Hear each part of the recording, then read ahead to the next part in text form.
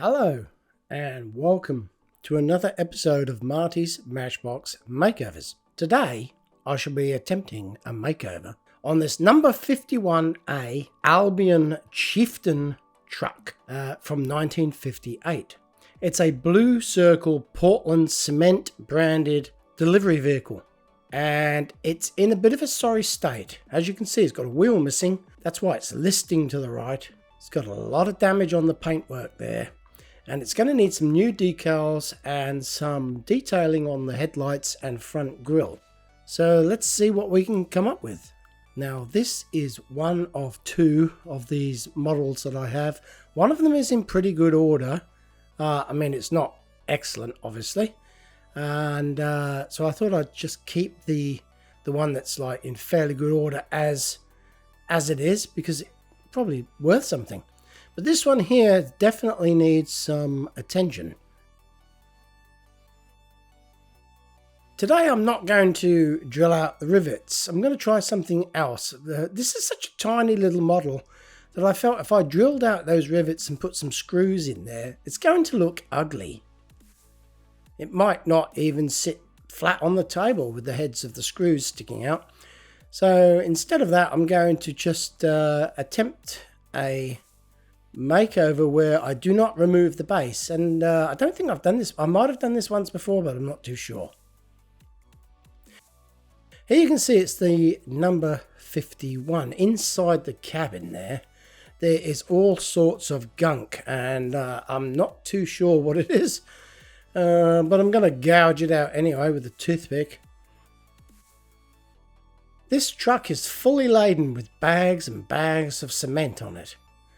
You can see here there's lots and lots of bags on there. We have, let's see, on the top we've got 22 loose. We've got 5 deep in the main load, 12 along the length of the truck, and 3 wide at the back. And according to my calculations, that makes 202 bags. Now, one bag of this Portland cement weighs 94 pounds. I don't use pounds, but I know you do in the US. But the equivalent of 8,612 kilograms, which is 9.5 US tons of product on this truck. No wonder it's sagging at the back with all that weight bearing down on it. First up, I'm trying to create some replacement decals using this clear back transfer paper. First time I printed out, it doesn't work too well. Then I realized that I didn't have the gloss setting on my printer. So I put down glossy paper and they turned out pretty good. So I'm now going to cut them up and see what they look like. I'm going to give them a coat of the Tamiya gloss spray to seal that ink into the paper.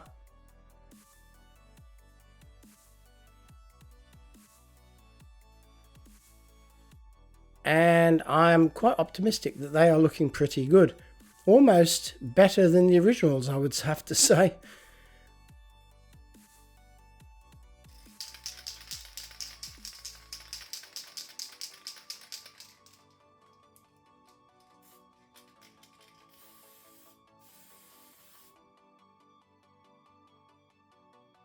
Check that out there. So as you can see, there's a nice thick glossy coat of the varnish on those decals there. The idea is to prevent the ink from bleeding when they're immersed in water. Here is the other truck that I have as a reference to doing up this truck. You can see it's not immaculate by any means. It's well played with. But I'm going to keep this one in its original condition, and I'm going to use it as a reference material for the makeover on this particular model.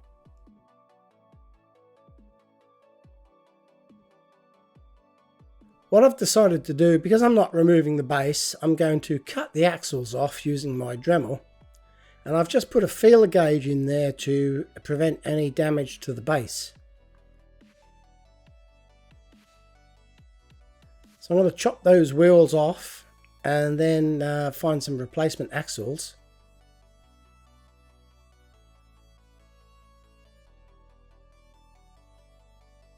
And this way I don't have to remove the base. I can just paint strip the base, paint strip the whole model actually, and paint the base black and the model yellow. That's my plan. Having cut these axles off of the model, I am a little bit annoyed that the wheels won't come off. So I'm using my axle separation system to smash the axles out of those wheels, and that way I can reuse them. But I'm going to have to make some new axles, obviously. There you go. That was a nice clean separation, that one. I've only got 3 wheels, 3 tyres, 3 wheels, tyres and wheels. The scraps of the axle can go in the bin. And I've got to find a 4th wheel in my wheel collection. And I thought this would be an easy thing. But there are so many different sizes that you won't believe. Everyone I pick out is the wrong size. They're all slightly quirky, slightly different. They look the same until you compare them with the originals, and they're not. They're just slightly oversized. So I'm going to tip the whole lot out here and fish my way through them meticulously, one at a time. And every time I think, oh, maybe I've made a match, maybe I haven't. So out of all these wheels, I finally managed to find 2 that match the originals. So I've got a selection of 5 there, which is good because that means I can spruce them up and pick the best 4 out of the 5.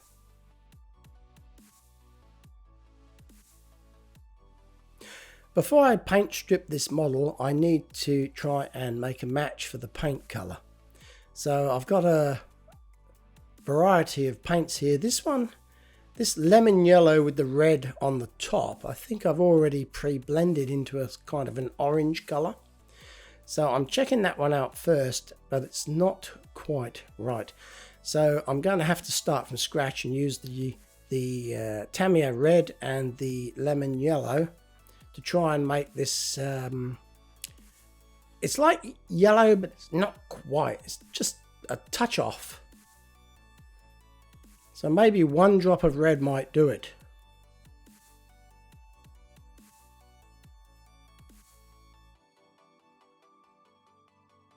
I'm giving it a good stir, and I'm mixing the paint in these soy sauce containers that you might get at a Chinese restaurant.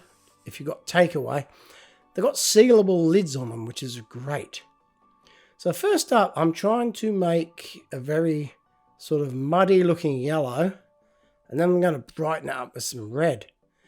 But just the 1 drop of the black kind of tipped it over the edge, and I'm thinking that I'm not going to recover from this. It doesn't look particularly good at all. It's a very grey yellow, so I'm going to attempt something different and just have to tip that paint away, unfortunately. So now I've got some yellow with a tiny little bit of red in it. No black. I thought the black was the way to go, but obviously not. This kind of looks not bad. So I think I'm going to run with this. So it's like 1 drop of the red to half a pot of the yellow. And I'm just going to thin it down now to make it rush through the airbrush when I spray them. And I think I might have overdone it. Normally I don't do this, but the last video I did, somebody commented and said, oh, you can mix Tamiya paint 50-50 with thinners. So I thought, oh, maybe I've been like not adding enough thinners over all this time I've been using it. And so I put extra thinners in. I regret it in a minute, as you will see. The other colour I need to mix is for the bags of cement. So I've got various colours there. The XF flat, which is a matte paint mixed with some white and some yellow to make that that cement bag colour. And it turned out pretty good. So now I've mixed up the paint, and I'm happy that I have the correct colours to respray this model. It's now safe to rip all that paint off using the Polystripper paint stripper. I've got this Fitch brush. It's called a Fitch brush. It's got very stiff bristles, and it's great for agitating the paint stripper into all the grooves and crevices of any particular model. It's kind of ideal for paint stripping. And this is the one that I thought I'd lost. I thought my wife had used it for a project, and I found it. So I'm glad to have it back, but I'm going to have to buy another one, I think. They're available in Mitre 10 in Australia, so maybe Home Hardware where you live. I'm not too sure, but they're a really good little brush with some sturdy little bristles on there to help to remove the old paint. Right, check that out. That looks absolutely amazing. There's not one skerrick of paint left on it. I don't even know what a skerrick is, but there isn't one there. Here is my reference model, the one that I'm keeping in its original condition, and I'm just comparing them. So I've just covered this one with the undercoat, the grey primer, Tamiya grey primer, and look at this. For the first time ever, I've noticed there's like a sort of a sun ray motif above the radiator, which looks pretty unusual. The bags of cement are great too. They're kind of not regular, they're irregular, which is what you would expect bags of cement to look like.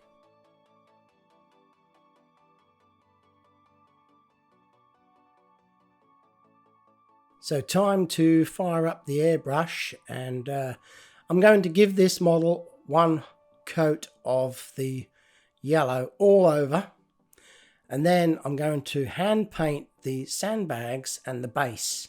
So the sandbags will be that kind of grey colour, and the base will be black. So this is something different. Because I'm not removing the rivets, I'm trying something different today, whereby I'm going to be doing a little bit of hand painting.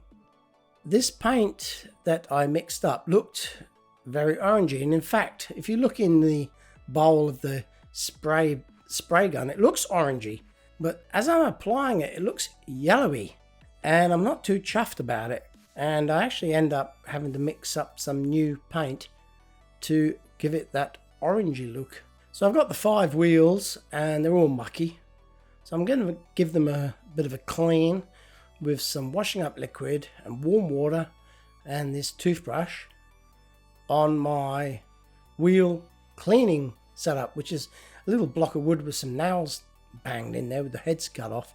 You can sit the wheels or the tyres over it, and you can scrub away to your heart's content without having to sort of hold them awkwardly with your fingers. If your fingers are as fat as mine, you'll know what I'm talking about. So after I've cleaned them, I put them on these little toothpicks here in this small plastic vise that I bought from a $2 shop. And I have this tire wash mixed up. I have 2 of these. I have a black and I have a grey. So today I'm using the grey. I'm going to have to make some more up soon, because it's I'm using it a lot actually. It's a great thing. You can paint the wheels and make them look like they're new, and straight out of the plastic molding machine, and give them a coat of the Tamiya gloss as well afterwards, and they come up like new. There's a comparison of the colour there with my reference vehicle alongside the wheels that I'm going to put on my new vehicle. For the axles, I'm using these pop rivets. I've chosen them because the end of the pop rivet is almost exactly the same size as the original axle. Once again, it's handy to have another model there for comparison, just to make sure I'm on track. So all I'll do is knock that tail out of or the collar off of the rivet, and you've got the tail there, and that's what you're going to be using for the replacement axle. This one I try and catch. There we go. The other one fell on the floor and I had to crawl around finding it. Yes, yes, yes, yes. These are going to look great. Just like brand new. When these are put on this model, it's going to look amazing. So because I've painted it, I don't want to handle it unnecessarily with the wet paint and the black and the colour of the cement bags on the top. So I thought I'd take the opportunity now to refit the wheels and axles to this model, using the drill press in my garage with the 2 nail punches in the chuck and one mounted in a block of wood at the bottom there. It's a great thing, and it makes short work of reforming the ends of the axles, just like what Matchbox used to do in the factory. And one of the wheels fell off and it fell under the bench, and I was not happy. I had to get down there and grovel around with all these cobwebs and sawdust and rubbish under the bench there, but I managed to find it, thankfully, and so it was full steam ahead. I was back on track. Do that last one, and then I shall be back in the hobby room to paint the cement bags and the base.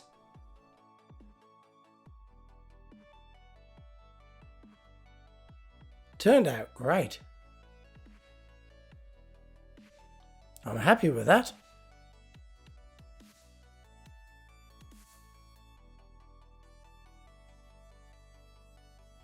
So here's the colour that I've mixed up to match the cement bags that are on my reference vehicle, and I am just putting it on nice and thick with a paintbrush. And the beauty of it is, if you put it on moderate thickness, it smooths itself out. It it's like self-leveling, and it actually looks like it's been spray painted at the end of the day. I'm not a fan of hand painting models, but like I said, I'm trying something different here, and it actually turns out pretty good.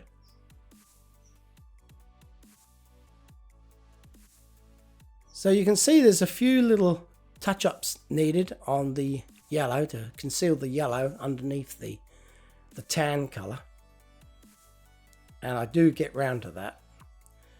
But now I've got to paint the base, and I'm avoiding the original rivets on the base to make it look very similar to the original model. And it's harder than I thought. I had to get in behind the wheels and try to not get any paint onto the axles, and it was very time consuming. Now this is an exciting stage now. I'm going to attempt to put these tiny little decals that I've made on this model. I have to cut them out really, really small.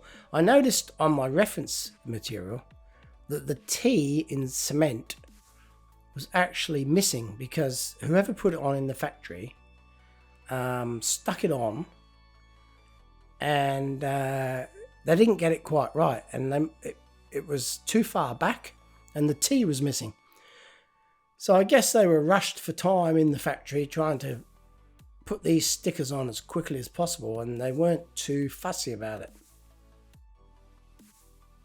But today I'm going to be really fussy, because they are tiny little decals, and if you don't put them on accurately, they ain't gonna fit.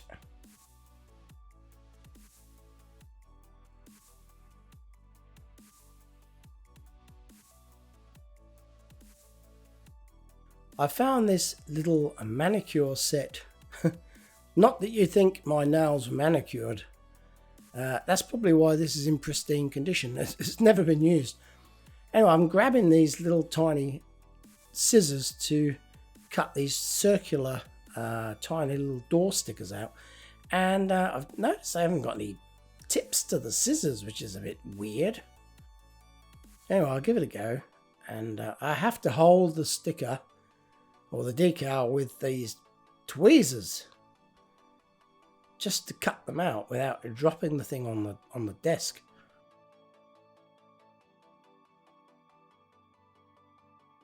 Very fussy and very awkward, and I'm hoping that the clear backed backing sheet will blend in with the door and you won't see it. All you'll see is the cement emblem there. Incredibly small and frustrating to cut out. So I'll call it quits on that one. I think that's close enough. Even though it's a little bit irregular, like I said, they're clear backed decals and hopefully they will blend into the door. So I've got some extras there. I put in a little Ziploc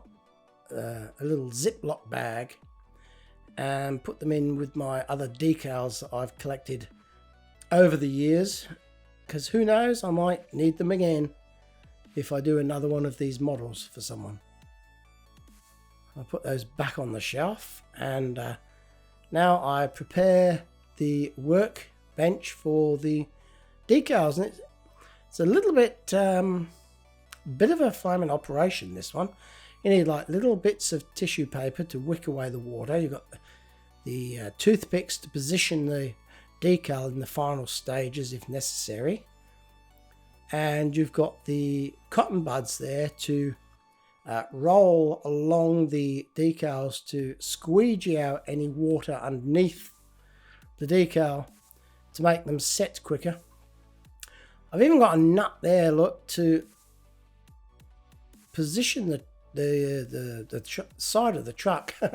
Well, it fell over there, but no, the nut is to help me place it there and also to video the placement of the decals taking place. Look at this. As soon as that decal separates, I've got it on the truck and I'm pulling the backing sheet away whilst holding the decal in position with my thumb.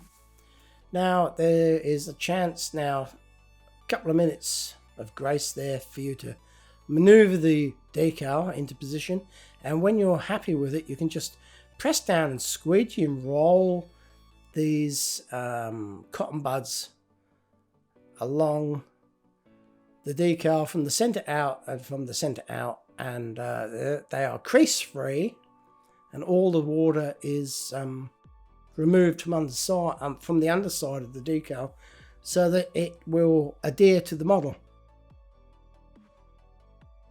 These tiny little circular ones are a pain in the rear. I can't even read what it says on there, and I'm not too sure what's up and what's down.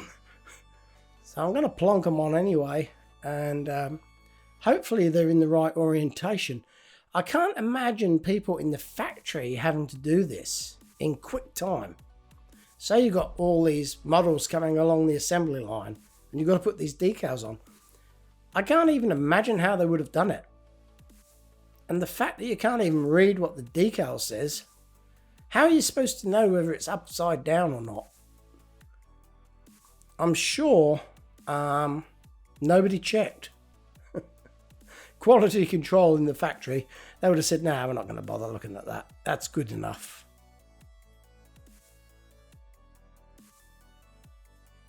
I'm trying to get it as central as possible on the door. It's just floating around there because there's too much water under it. There we go. Okay. That looks good to me. That's a win. So there's the reference material, and here is the model that has been made over. Just for comparison, you can see the font is spot on and looks really good. Actually, my font looks better than the original, I think.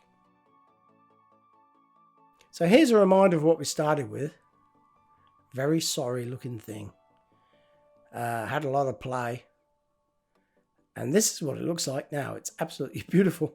I've taken the liberty of touching up the ends of the axles with a chrome ink pen.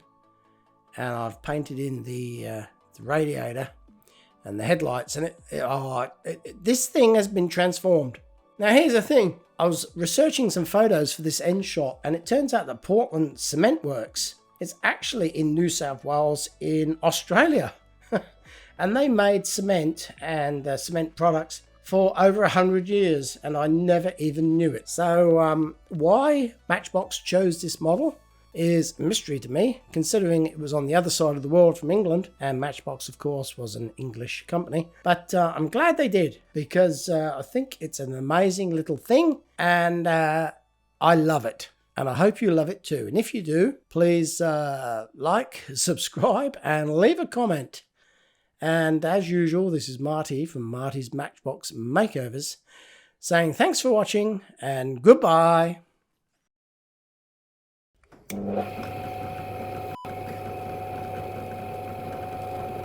Oh.